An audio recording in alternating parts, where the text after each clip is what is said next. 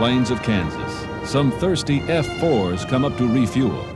An ordinary occurrence, yes, but the destination of this set of F-4s is one of the most intense competitions a fighter pilot can undergo. These F-4s are heading for Tyndall Air Force Base in Florida, the home of William Tell.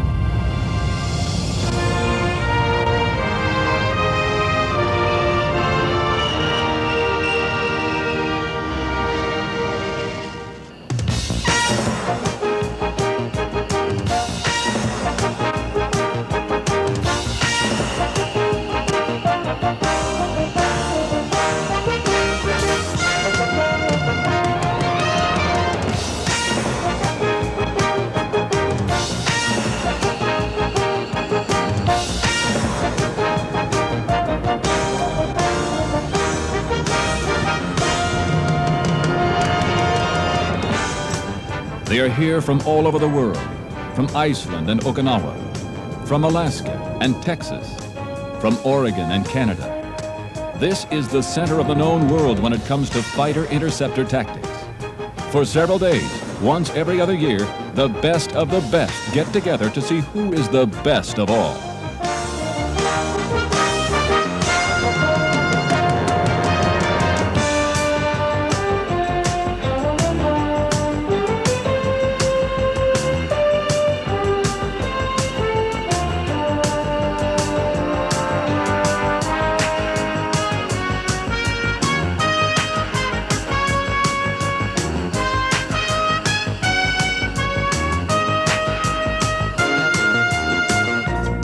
William Tell was, of course, the famous archer who was forced to shoot an apple from his son's head.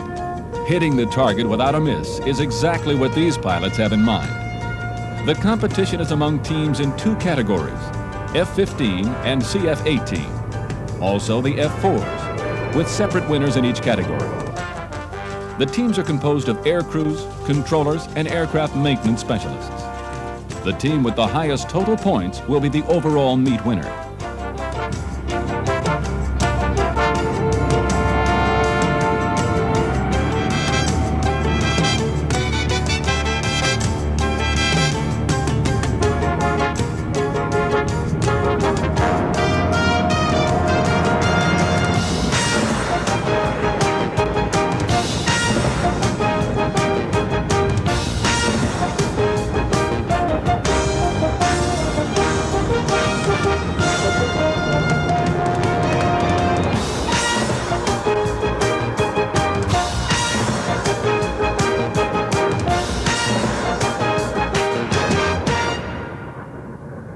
Here's Major Danny Oliver of the 475th Weapons Evaluation Group, the host unit of William Tell. Well, in combat, you're being graded in the ultimate. In this case, they are being graded in the ultimate also. And it is the spirit of competition, the spirit of accomplishment, and the spirit of applying your skills at the very top level. These flyers represent world class. And what they learn is when you're under pressure, how you will perform. And they are under the ultimate pressure here with the video real time, all their bosses, their families, and their country looking on. Not only are we dealing with some of the best pilots in the world, the top equipment is also on hand. Here's the roll call of the hardware being employed by the players in this most competitive game. The F-15 Eagle is the Air Force's top-of-the-line air superiority fighter. Its multi-mission avionics include advanced radar, inertial navigation system, internal electronics countermeasures, and the thrust to make it all go at 2.5 times the speed of sound. Now, let's take a look at the target these pilots will be trying their best to find and engage. This is the QF-100 drone. It's a specially modified F-100 Super Sabre, which can be flown by remote control. It is capable of supersonic flight and has a full range of evasive maneuver capability. It can also carry electronic countermeasures to confuse an attacker. In short, it is a worthy, albeit unmanned, opponent. The QF-100 is a fighter that completed its entire life as a fighter. It was created as a new weapon system and dedicated to the target role. It is a full fighter capable of turns, barrel rolls, all air combat maneuvering that you would see in a opposing aircraft, a MiG if you would fly very similar to what we present to the competitors. It makes for some pretty amazing displays of gunnery and flying.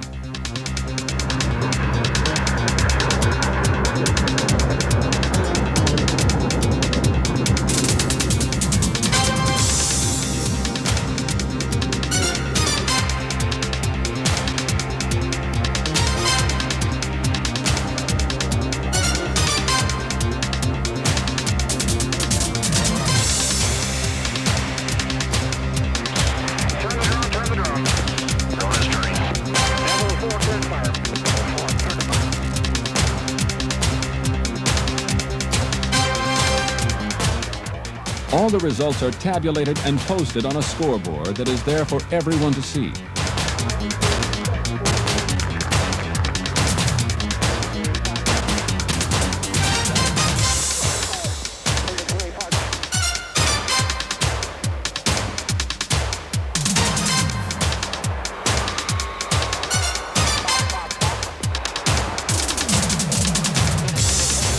As each aircrew flies a profile, the outcome of the competition becomes more and more clear. Like any other team sport, there are spectators and a rooting section.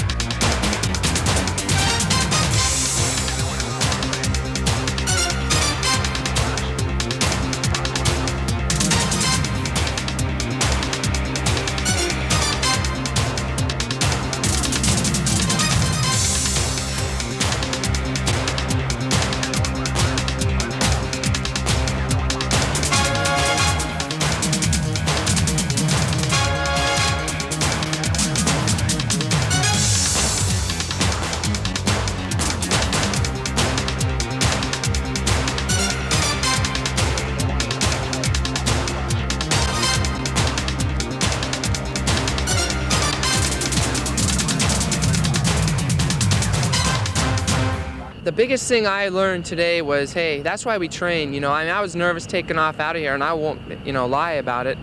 But doggone it, when we got out there, it was just like, hey, I've done this before. I've done this 20 times before, and that's what you train for. And to me, if I ever went to war, I guess I'd really be nervous, just like anyone else would the first 2 or 3 times. But then it's like, this is what we train for. This is the way it is.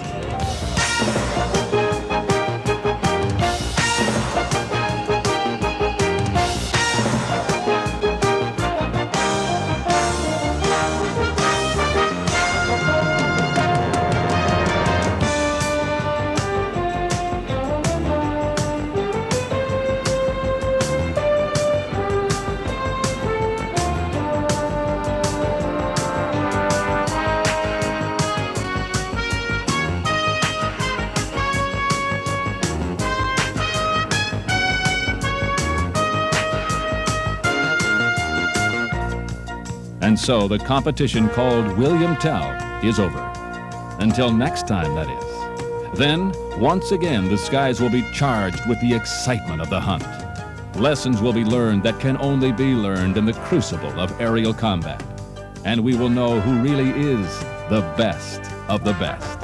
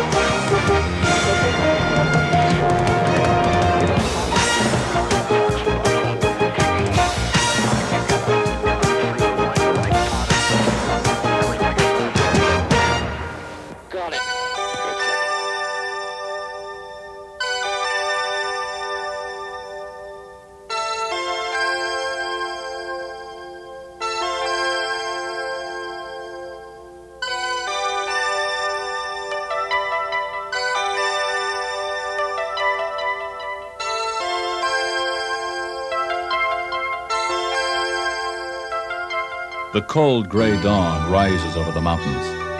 The clouds are just beginning to part, revealing some of the most formidable and breathtaking country on Earth. As the early morning light slowly falls upon the snow-capped peaks, a distinctive sound begins to drift through the forests and foothills. You've reached a very special part of America, Alaska, the home of the F-15 Eagles of the 21st Tactical Fighter Wing.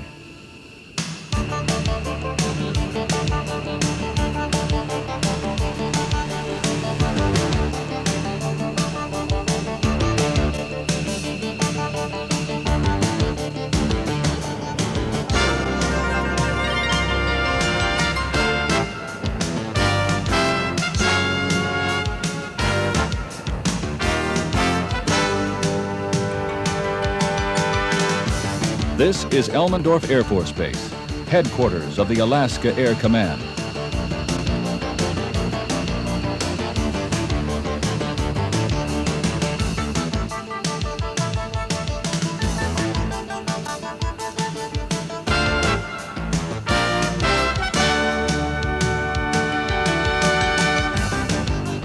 You're about to witness a drama. It is a story of airplanes and people, played out on a stage like nowhere else in the world. Many times, this is how it starts, with the thunder of afterburners echoing through snow-laden valleys.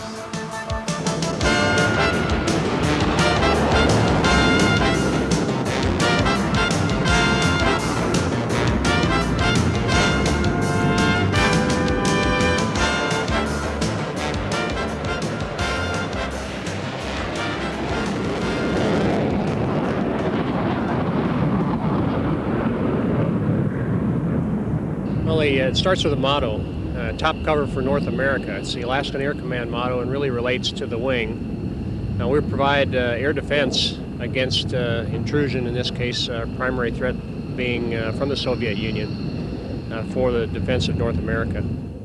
The wing commander of the 21st is Colonel H.S. Storer, Jr., a man who oversees the tip of the spear when it comes to providing deterrence in a strategically vital part of the world. Elmendorf Air Force Base is located right outside of Anchorage. The base was built in the early 40s and played a key role in the defense of Alaska during the Japanese invasion of the Aleutian Islands during World War II.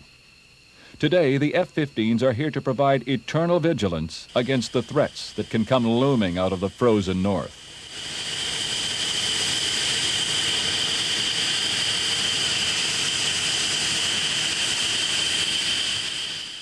For years, this has been a focal point of U.S. air defense. The vast territory of Alaska covers more than 500,000 square miles and several time zones. It is the job of the Alaska Air Command to make sure it's all secure, 24 hours a day, 365 days a year. There is also a recognition that the Soviet Union is a mere 44 miles away at its closest point. We are the closest state, of course, to them. And because of that, the F-15s based out of Elmendorf here are in a position to make more contact with them than many other locations. And now the Soviets have the ability to launch the so-called Kent cruise missile that can threaten U.S. soil from longer distances than ever before. In the past, these F-15s have intercepted more than 50 Soviet aircraft in a year. In a few moments, we'll meet a Russian bomber up close and personal. But first, let's learn more about the machines and the men who fly them.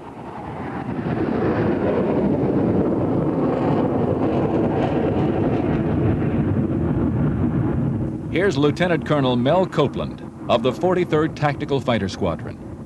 The kinds of officers and enlisted folks that we acquire for the Air Force are top-notch. They receive the best training we can give them, from basic training right up to combat-ready fighter pilots that are flying these airplanes and all the technicians that are working on them. However, one of the first challenges the personnel of the Alaska Air Command learn to deal with is the weather. What begins as a sunny day can quickly turn cold and rainy. With almost shocking speed, distant mountain peaks are suddenly obscured by low clouds and fog. And then, of course, there's the cold. Cold that can test the mettle of a man as well as machine. Lieutenant John Madison, maintenance officer. But the biggest problem is when it gets down to 20 and 30 below zero, to work on the airplanes out here in the elements is near impossible without some kind of outside heat source. Today at Elmendorf, however, rain was what Mother Nature had in mind. But when it's time to launch, the weather is a mere annoyance, not a hindrance.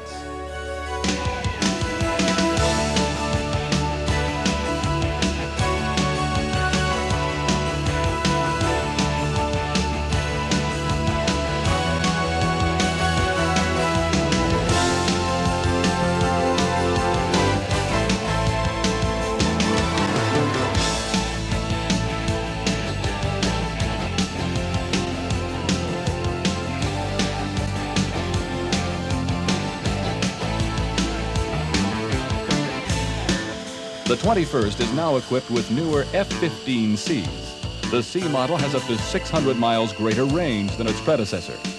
It can also carry the conformal fuel tanks to extend flight time even more, all of which provides a greater margin of safety.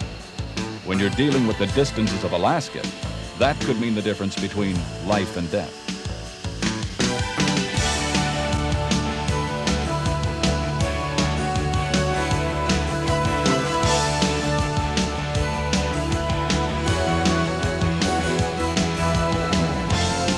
F-15 is probably the most capable interceptor aircraft and air-to-air aircraft in the world, bar none.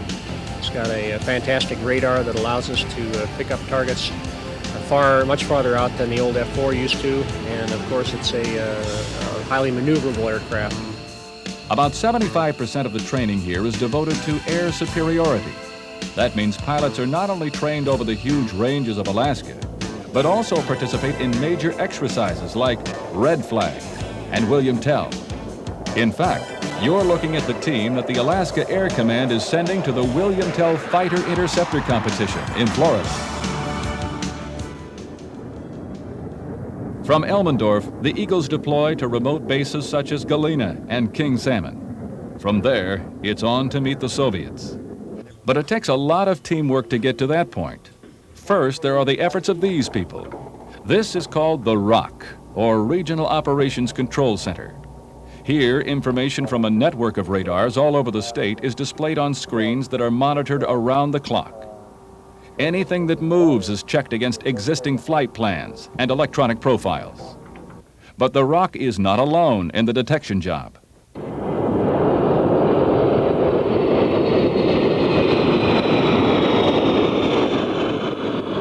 Elmendorf is also home to a detachment of airborne warning and control airplanes, better known as the E-3 AWACS. Its huge dome is able to scan hundreds of miles of airspace, picking up everything from high-flying bombers to low-flying cruise missiles. They're a big asset to Alaskan Air Command. AWACS combined with the ROC gives us total coverage of our area responsibility. And then there's the tanker fleet. Air crews rely on the flying gas stations to extend their range and time on station as long as necessary to do the job. It's a huge area. We've got more coastline than any other state. In fact, we've got more coastline than the United States as a whole added up. That, plus the proximity to the Soviet Union, makes it a real challenge. And it all culminates at the moment when the bear is finally sighted.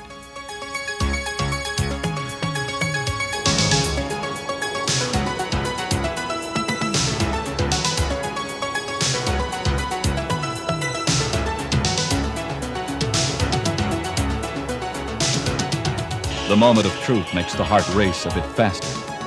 This is like no bear hunt you've ever seen in your life, and the stakes are much higher than a trophy on the wall.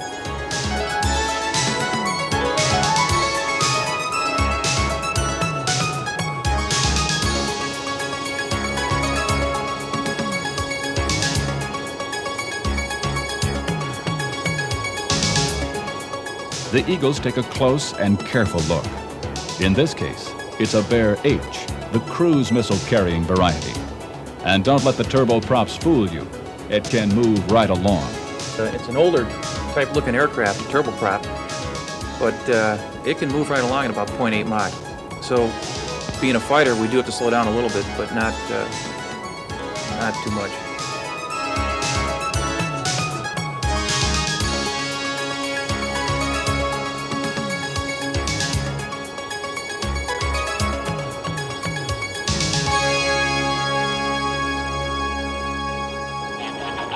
Copy navigation, whatever you need to stay on track.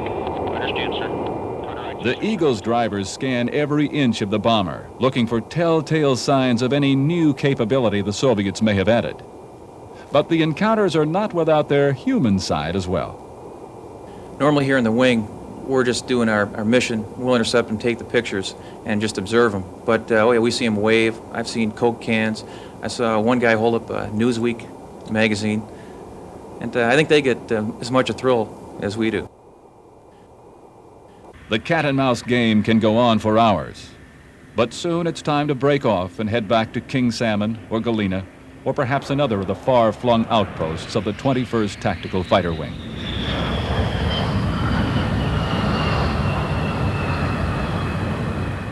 As we've seen, it takes the efforts of many people to make it all work. What looks easy to the average person is actually a consequence of practice and determination to succeed. In fact, that's part of the attraction for the pilots to begin with. I can't deny that flying an airplane is fun. It's an exciting thing to do. Flying the F-15 is that much more exciting. It's a wonderful aircraft. It's a wonderful mission. But in truth, the thing that I stay in for is the camaraderie, the professionalism, duty, honor country, all those things. And most of these fellows feel the same way. I enjoy all of it. Well, I'm glad we make the F-15 because it's quite a machine. I like working with the people. It's just a great job, and they sure don't pay me to fly the F-15. It's all the additional duties that we get paid for, but it's a great machine, good mission, and a great bunch of people. And for Colonel Storer, it's comments like these which serve to make his job rewarding. We've got excellent equipment. The F-15 is an outstanding piece of machinery. We've got superb radar. We've got AWACS, all excellent pieces of equipment. But the real key that holds the whole thing together is the people.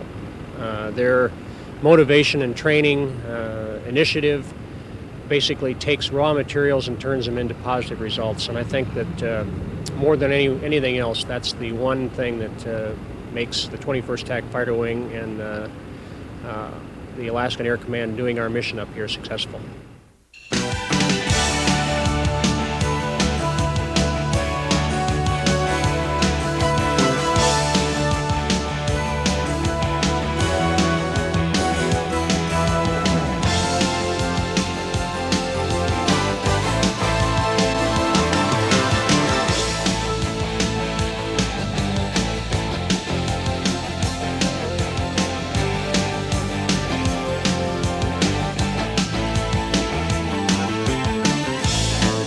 In the future, the Alaska Air Command will continue to provide the bite behind the bark of the U.S. Northern Defense Perimeter. For now, the sun is out again, raising spirits and showing once again the changeability of this stunning but foreboding environment. There are, however, some things that are constant. One is the beauty of this rugged landscape, and the other, the sight of F-15s streaking through the northern sky.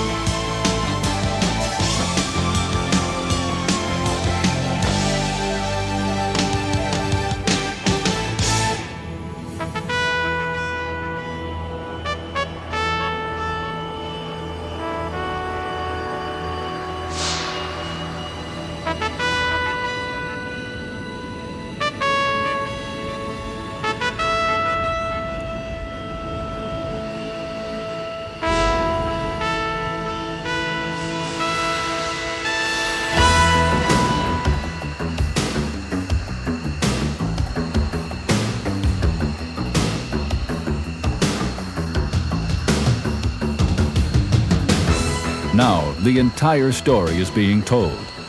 Desert Storm. We know it was a battle of tremendous scope. Thousands of airplanes, men, women, and materials.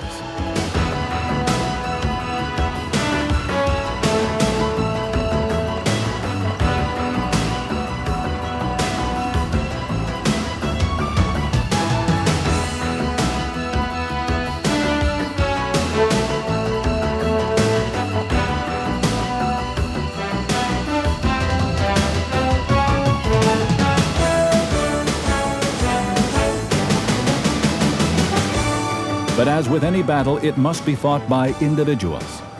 Singular people who have to climb into the cockpits to shoot down the bogies, fly into harm's way to drop the bombs, or keep it all going by loading the ordnance and maintaining the birds.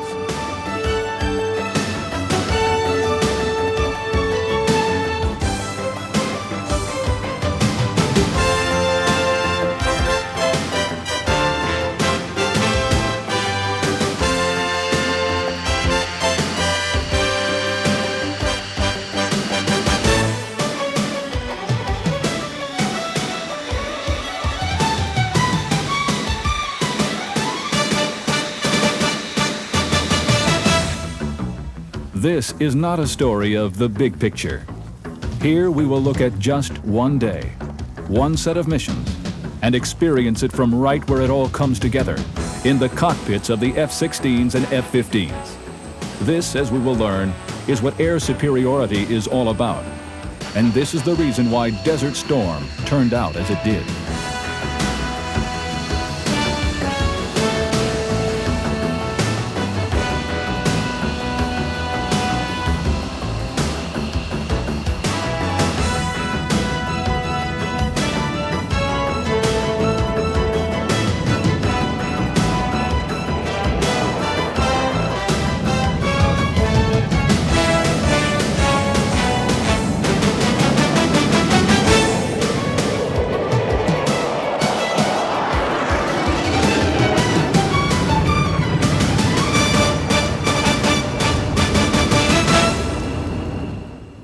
Early morning, somewhere in the desert of Saudi Arabia, a group of F-16 jocks discuss the upcoming mission.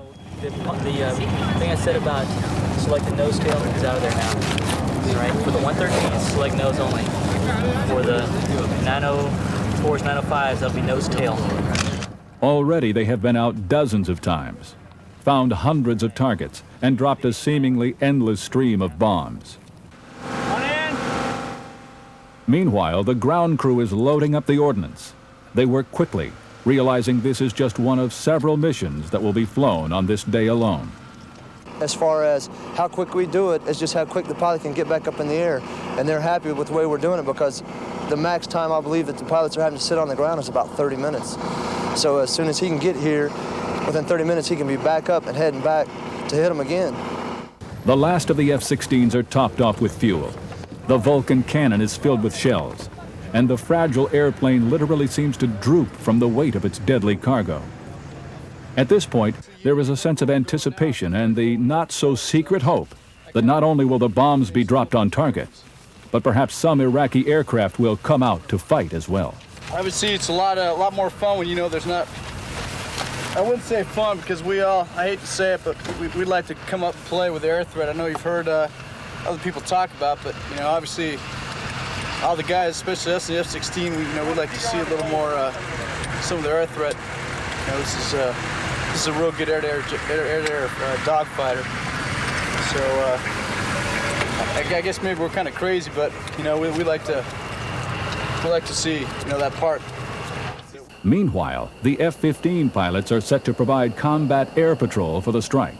They too hope the Iraqi aircraft will come up to fight, because undoubtedly these aircraft will be the first to engage. I trained a lot of guys up there flying those airplanes, so I'm kind of up there with them. I got a chance to teach them how to fly the F-15 when they first started out. Now they're up there doing a very good job. Their training is just absolutely magnificent. The training they've done, the training their commanders have given them while they've been here in theater is just absolutely superb.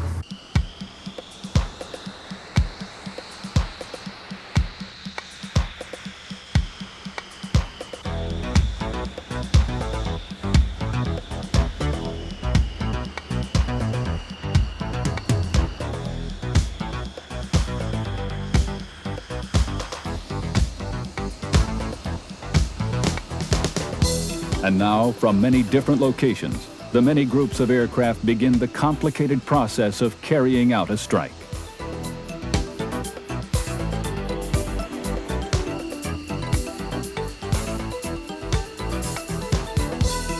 You are flying back seat in an F-16B. Slowly, throttles are advanced, and like some lumbering parade, you and your fellow pilots head for the active runway.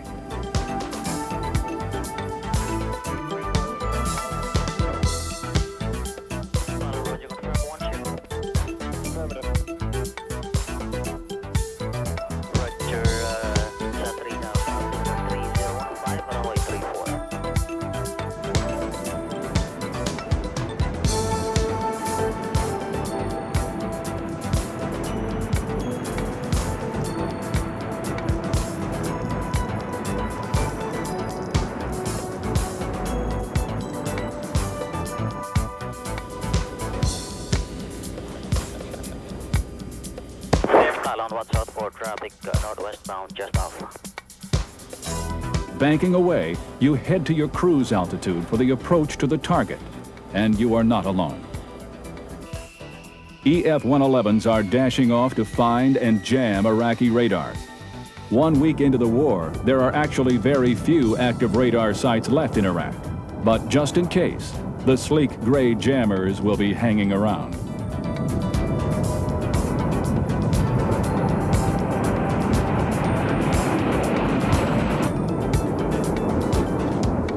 And to help out the F-15s, the AWACS, with its huge radome, is set to scan the skies looking for bogies far outside the range of the Eagle's pilot's own radar.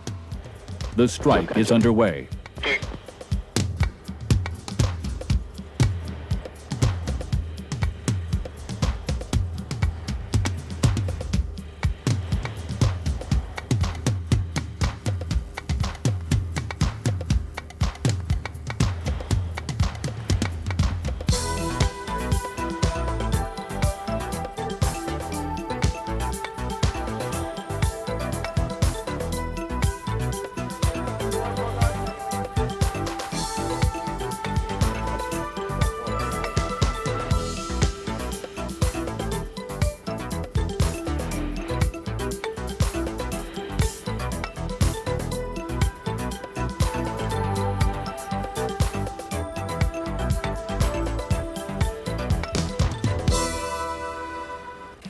Soon the F-15s arrive on station and sweep the skies.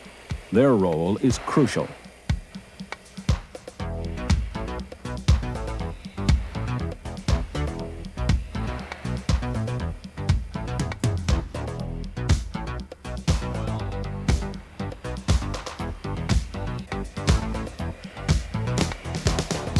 You know, I've trained for a long time to go up there and fly an F-15 and fire missiles in an enemy airplane. I don't want to kill anybody, but I certainly would like to be doing what I was trained for, you know, the defense of my country and my ground troops and things like that. I'd love to be doing it.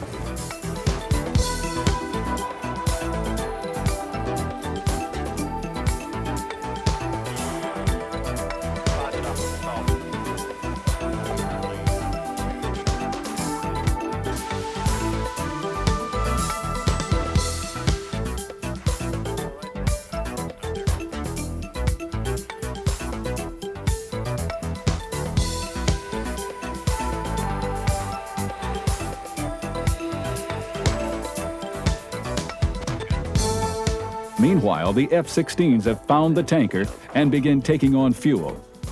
It is a long way to the target, and with all the extra weight, the fuel burn is terrific.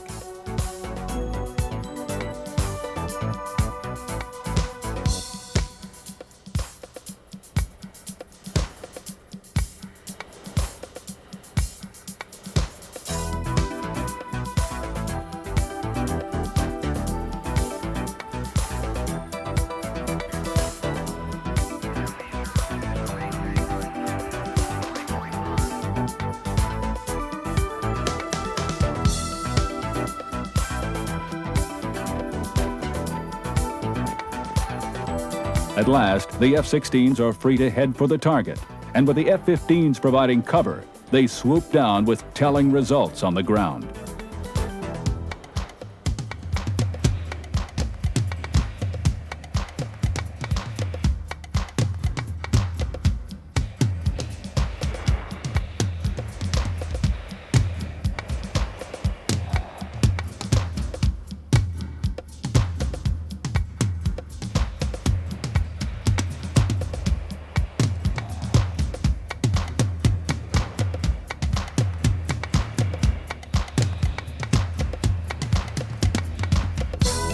With stunning speed, it is over. And as the F-16s dash for home, the F-15s make one final sweep of the area.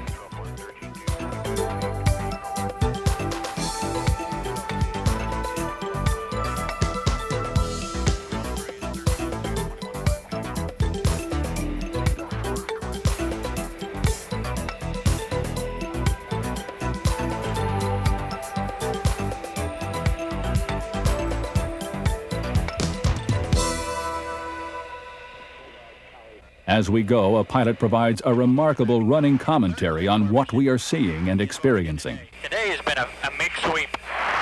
We've taken off, gone to the central region of Saudi Arabia. I'm going to a turn right here. We take our gas, and we're basically tied to nobody. We go straight up into Iraq and sweep the airfields, utilizing minimum communication so as to not reveal our position, and sweep for any fighter activity or helicopter activity for that matter.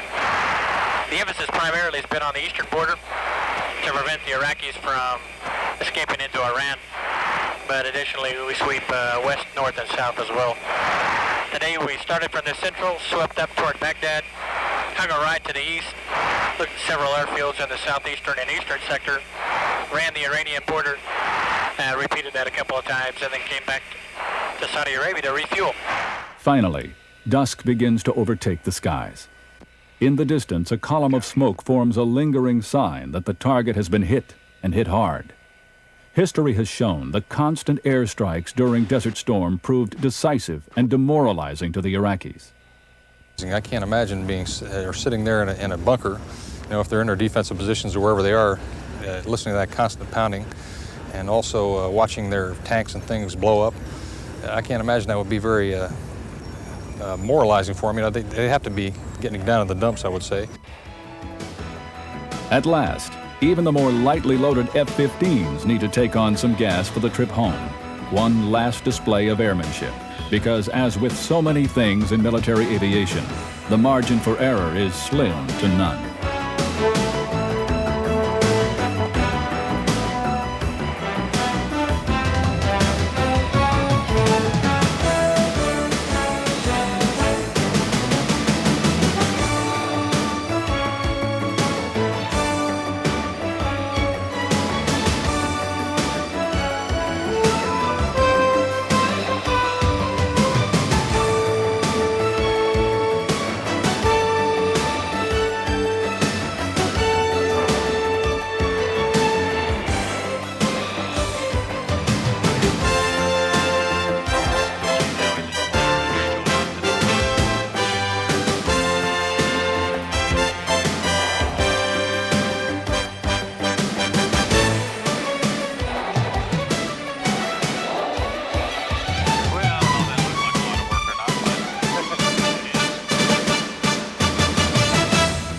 Now, as your F-16 begins to descend back to the base, you can feel the tension wane just a bit.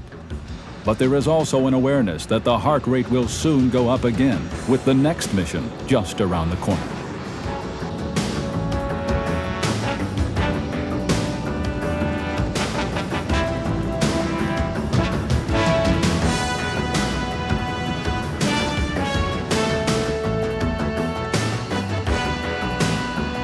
During Desert Storm, pilots of many nations flew more than 100,000 sorties against the Iraqis. When the ground war finally began, it took only 100 hours to achieve the objective. Air power was crucial. But as you can see, every one of those sorties was accomplished by one pilot at a time, one airplane at a time, one step at a time, over and over and over again.